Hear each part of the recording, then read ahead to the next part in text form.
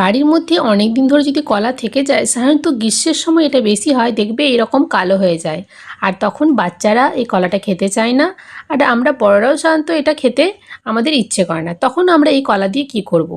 আজ আমি তোমাদের সাথে দেখাবো আমি কিভাবে এই কলাটা ইউজ করি। তো ইনস্ট্যান্টলি যদি সেই কলাটা আমার খাওয়ার ইচ্ছে না থাকে বা সেদিন আমরা ইউজ না করি, তাহলে আমি কি করব, কলাটার খোসা প্রথমে ছাড়িয়ে নেব। এটা কিন্তু খুব পেকে যাওয়া কলা। তারপর সেটা একটা কাঁচের বোলের মধ্যে নেব, একটা এয়ারটাইট কন্টেনার।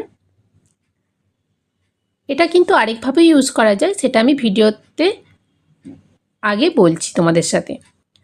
তারপর সেটা এয়ারটাইট কন্টেনারে রেখে আমরা কিন্তু এটা ফ্রিজে রেখে দেবো, ডিপ ফ্রিজে। ডিপ ফ্রিজে আমরা কতক্ষণ রাখবো, আমরা কিন্তু 24 আওয়ার্সের মতো ডিপ ফ্রিজে রাখতে পারি, তার বেশি রাখবো না, তাহলে কিন্তু কলাটা কালো হয়ে যাবে। তো আমি ডিপ ফ্রিজে রেখে দিলাম। এরপর দেখো নেক্সট দিন আমি কলাটা বের করেছি, ঠিক ওই রকমই আছে, খুব ঠান্ডা হয়ে গেছে। আর এটা দিয়ে আমি কিন্তু একটা দারুণ দুর্দান্ত টেস্টি চকলেট ফ্লেভারের স্মুদি, যেটা ওয়েট লস ডায়েটেও খেতে পারি আমরা, আর বাচ্চাদেরকেও দিতে পারি। তার মধ্যে একটু ওটস, পিনাট বাটার আমরা যদি দিয়ে দিই, আর তার সাথে দিয়ে দেবো মিক্স সিডস, আর ইউজ করব ডার্ক চকলেট, যেটা কিন্তু উইদাউট সুগার।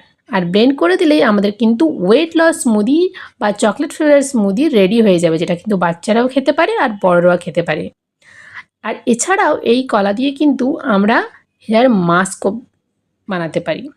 সো বন্ধুরা, এটা ট্রাই করো।